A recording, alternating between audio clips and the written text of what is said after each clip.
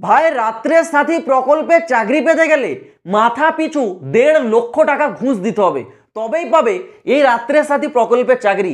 মানে বুঝতে পারছো, একজন সাধারণ মধ্যবিত্ত পরিবারের ছেলেকে 1.5 লক্ষ টাকা যেখান থেকেও জোগাড় করতে হবে, সেটা ঘুষ দিতে হবে, তবেই এই চাকরিটা পাবে রাত্রের সাথী প্রকল্পে। ভাই দরকার নেই এরকম চাকরি। ভাই আমি বলে রাখছি, যদি তোমার বাড়িতে চাষের জমি থেকে থাকে, চাষের জমিতে ফসল লাগিয়ে চাষ করো, অনেক বেশি টাকা ইনকাম করতে পারবে, অনেক ভালোভাবে জীবনযাপনটা করতে পারবে। বর্তমানে আমাদের পশ্চিমবঙ্গে চারিদিকে শুধু দুর্নীতি আর দুর্নীতি। পশ্চিমবঙ্গ এখন একেবারে সব থেকে নিচু তালিকাতে আছে, ভারতবর্ষের অন্যান্য রাজ্যের থেকে সব থেকে নিচে আছে পশ্চিমবঙ্গ। সব দিক থেকে পিছিয়ে, শিক্ষার দিক থেকে পিছিয়ে, উন্নতির দিক থেকে পিছিয়ে, আর বাণিজ্যিক বলাই চলবে না ভাই, বাণিজ্যিক দিক থেকেও কোনো দিন উন্নতি করতে পারেনি আমাদের ওয়েস্ট বেঙ্গল। দেখো পুরো বিষয়টা ডিটেলসে ক্লিয়ার করে বলবো কি হয়েছে ব্যাপারটা। আমি জানি এটা শুনে অনেকের খারাপ লাগতে পারে, কিন্তু কিছু করার নেই ভাই। যেটা রিয়েল ঘটনা, যেটা সত্যি ঘটনা, সেটা তোমাদের জানা দরকার। যেই জিনিসটা রিয়েল সেটা রিয়েলই ভাই, যেটা সেটা তোমাদেরকে জানতেই হবে, কিছু করার নেই। আমি কোনো সরকারকে এখানে দায়ী দোষী করছি না, কোনো সরকারকে খারাপ বলছি না, কিন্তু যেটা ঘটছে বর্তমানে সেটা খারাপই ঘটছে, সেটাই বলবো। দেখো তোমরা সকলেই জানো আরজি করের যে মর্মান্তিক ঘটনাটা ঘটেছিল, সেটা তোমরা কেউ আর জানতে বাকি নেই, সেটা তো আমাদের দেশ ছেড়ে বিদেশ পর্যন্ত পৌঁছে গেছে। এবার সেই জিনিসটাকে প্রোটেকশন দেওয়ার জন্য আমাদের পশ্চিমবঙ্গ সরকার একটা নতুন প্রকল্প নিয়ে আসছিল, যার নাম ছিল রাত্রের সাথী প্রকল্প। এটা কিন্তু আজ থেকে 3 মাস আগে যখন ঘটনাটা ঘটেছে আরজি করের, তখনই লাগু করা হয়ে গেছিল। সেই রাত্রের সাথী প্রকল্প কি না, সেখানে আমাদের পশ্চিমবঙ্গে নাইট গার্ডের নতুন নিয়োগ হবে।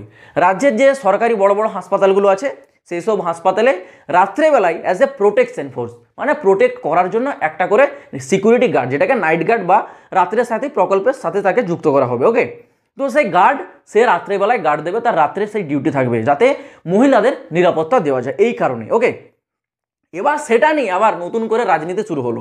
পশ্চিমবঙ্গ সরকার হাসপাতালগুলোর নাম কিন্তু ডিক্লেয়ার করে দিয়েছিল, কোন কোন হাসপাতাল বা কোন কোন মেডিকেল কলেজে এই রাত্রের সাথী প্রকল্পে নতুন কর্মী নিয়োগ হবে। সেই হাসপাতালের লিস্ট কিন্তু পশ্চিমবঙ্গ সরকার জারি করে দিয়েছিল। তোমাদেরকে আগের ভিডিওতে বলেছিলাম যে এর মধ্যে কোন কোন হাসপাতাল বা কোন কোন মেডিকেল কলেজের নাম আছে, তোমরা সেটা সবাই জেনেছো। যদি না সেটা জেনে থাকো, তোমরা এই ভিডিওটা দেখার পর সেই ভিডিওটা দেখে নিতে পারো, চ্যানেলেই আছে, তোমরা বুঝে যাবে কোন কোন হাসপাতালের নাম আছে। অনেক লিস্ট কিন্তু লম্বা আছে, অনেকগুলো হাসপাতালের নাম আছে। এবার বর্তমানে ঘটনাটা কি ঘটছে, নিউজ চ্যানেলগুলোতে বলছে কিন্তু এই নিয়ে অলরেডি দুর্নীতি শুরু। দেখো নিউজ চ্যানেলে যেসব ঘটনাগুলো বলে সেগুলো কিন্তু আমরা 100% ফেক হিসেবেও ধরতে পারি না, আবার 100% রিয়েল হিসেবেও ধরতে পারি না। কেন ধরতে পারি না? কারণ সেখানে অনেক কিছু ঘটনা থাকে যেগুলো লুকিয়ে থাকে, যেগুলো সত্য হয় আবার কিছুটা মিথ্যেও হয়, ঠিক আছে? এই কারণে কোনো বিষয়কে 100% আমরা সত্য বা 100% সেটা মিথ্যে কখনোই বলতে পারবো না।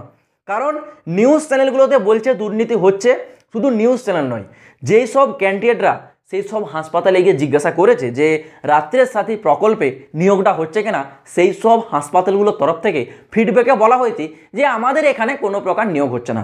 আবার এরকমও কয়েকজন আছে যারা অলরেডি রাত্রের সাথী প্রকল্পে জয়েন করে গেছে 1.5 লক্ষ টাকা দিয়ে। তাহলে বিষয়টা কীরকম হয়ে দাঁড়ালো?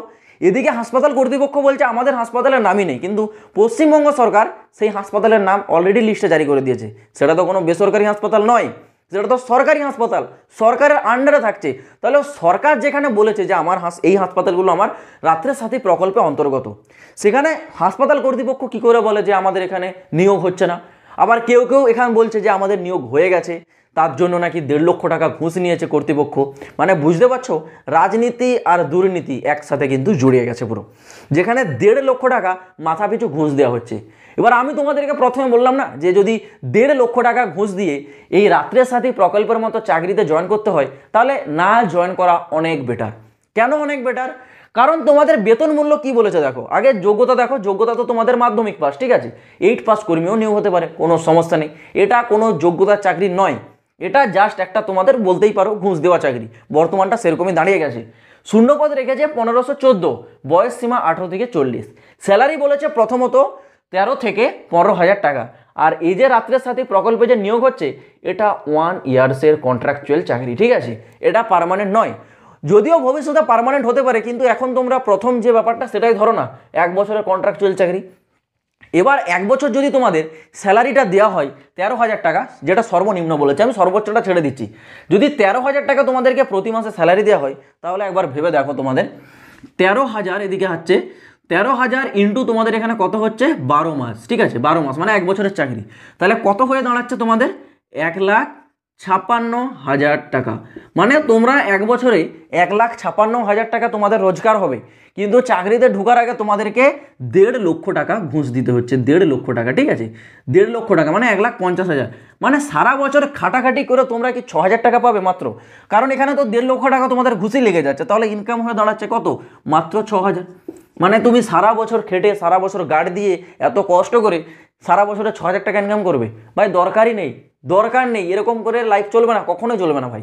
এই জন্যই প্রথমে বললাম যে তোমার বাড়িতে যদি চাষের জমি থাকে, ভাই চাষের জমিতে ফসল চাষ করো, খেটে খাও, জীবনে অনেক উন্নতি করতে পারবে চাষের জমি থেকে, ঠিক আছে। এই সব চাকরির পেছনে ছুটে কোনো লাভ নেই, কারণ বর্তমান পরিস্থিতিটা এরকমই দাঁড়িয়েছে। রাত্রের সাথী প্রকল্পের যে নিয়োগ ডিক্লেয়ার করা হয়েছে 3 মাস আগে, এখনও তার কোনো হদিস পাওয়া যাচ্ছে না। শোনা যাচ্ছে এটাই, এই নিয়ে দুর্নীতি শুরু, এখানে নিয়োগের জন্য মাথাপিছু 1.5 লক্ষ টাকার দাবি করা হচ্ছে, এরকম ব্যাপার। তাহলে বোঝো আমাদের পশ্চিমবঙ্গের অবস্থা কোথায় গিয়ে পৌঁছেছে।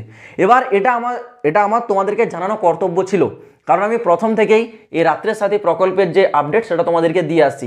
তোমরা অনেকেই অপেক্ষায় আছো যে কবে নিয়োগটা শুরু হবে, কবে নিয়োগটা শুরু হবে। ভাই নিয়োগ আর শুরুই হবে না, কারণ এখানে দুর্নীতি ঢুকে গেছে, যেখানে দুর্নীতি ঢুকে গেছে সেই আশা ছেড়ে দাও, এবার বাকিটা যা হচ্ছে হতে হবে। এবার এখানে আমাদের করণীয় কি, কিছুই করণীয় নয়, কারণ আমরা তো প্রথমে ভুল করে দিয়েছি, সেই ভুলটা যদি না আর কোনোদিন শুধরাই তাহলে আর এসব কিছুই হবে না। তো যাই হোক, আমার তোমাদেরকে এই আপডেটটা দেওয়া ছিল, কারণ এটা নিয়ে তোমরা অনেকে আশা আকাঙ্ক্ষায় বসে রয়েছো। তোমাদেরকে একটাই কথা বলবো, এর আশাটা তোমরা ছেড়ে দাও। যদি কোনোদিন এই নিয়ে অফিসিয়ালিভাবে নিয়োগ হয়, আবেদনপত্র জমা নেই, সঠিকভাবে সিলেকশন করাই, সিলেকশনে তো কোনো পরীক্ষা হবে না, সিলেকশনে বলেছিল তোমাদের 7 ডে ট্রেনিং, 7 দিনের একটা ট্রেনিং হবে, যেখানে ডিস্ট্রিক্ট পুলিশ থাকবে, ঠিক আছে, মানে তুমি যে জেলার ক্যান্ডিডেট সেই জেলা পুলিশ থাকবে, সেই জেলা পুলিশ তোমাদেরকে একটা প্রোটেকশনের যে ট্রেনিং সেটা 7 দিন দেবে, কীভাবে প্রোটেকশন করতে হয়, তারপরে সরাসরি জয়েন করে যাবে। তো সেই সব কিছুই হলো না, নাকি 1.5 লক্ষ টাকা দাবি, যারা 1.5 লক্ষ টাকা দিয়েছে তারা নাকি নিয়োগ অলরেডি হয়ে গেছে। তো বাকিটাও এবার সরকারের উপর ডিপেন্ড করবে, সরকার কীভাবে করাবে, এতে আমাদের কিচ্ছু করার নেই। আমার কর্তব্য ছিল তোমাদেরকে আপডেটটা দেওয়ার, এবার দিয়ে দিলাম। এবার এটা যদি তোমরা বিশ্বাস করো করবে, না করো না করবে, আমার কর্তব্য আপডেট দেওয়ার, দিয়ে দিলাম, বাকিটা তোমাদের উপর ডিপেন্ড করবে। আবারও বলবো, এর আশায় কেউ কিন্তু পার্মানেন্টলি বসে থাকো না। অন্যান্য কেন্দ্র সরকারের যে নিয়োগগুলো জারি করছে, আমি তোমাদেরকে প্রতিনিয়ত সমস্ত রকম আপডেট দিই, সেটা কেন্দ্র সরকারের চাকরি হোক, কোনো প্রাইভেট কোম্পানির চাকরি হোক, এয়ারপোর্ট হোক, সমস্ত রকম দিই। চ্যানেলের সাথে যুক্ত থাকো, প্রতিটা রিক্রুটমেন্টের যে ভিডিও সেগুলো দেখবে, এবং যেগুলো তোমার হচ্ছে উপযুক্ত হবে, যেগুলোর জন্য তুমি এলিজিবল থাকবে, অবশ্যই আবেদন করে তার উপর প্রস্তুতি নেওয়া শুরু করো। এর আশা তোমরা ছেড়ে দাও। যদি কোনোদিন এর অফলাইনে আবেদনপত্র বা অনলাইনে আবেদনপত্র জমা নেয়, আমি আপডেট দিয়ে দেবো, চিন্তা করতে হবে না, তোমরা চ্যানেলটার সাথে জাস্ট যুক্ত থাকো। তো চলো বন্ধুরা, আজ ভিডিওটা এই পর্যন্ত, দেখা হচ্ছে আবার পরবর্তী নতুন কোনো আপডেটের সাথে। জয় হিন্দ, বন্দে মাতরম।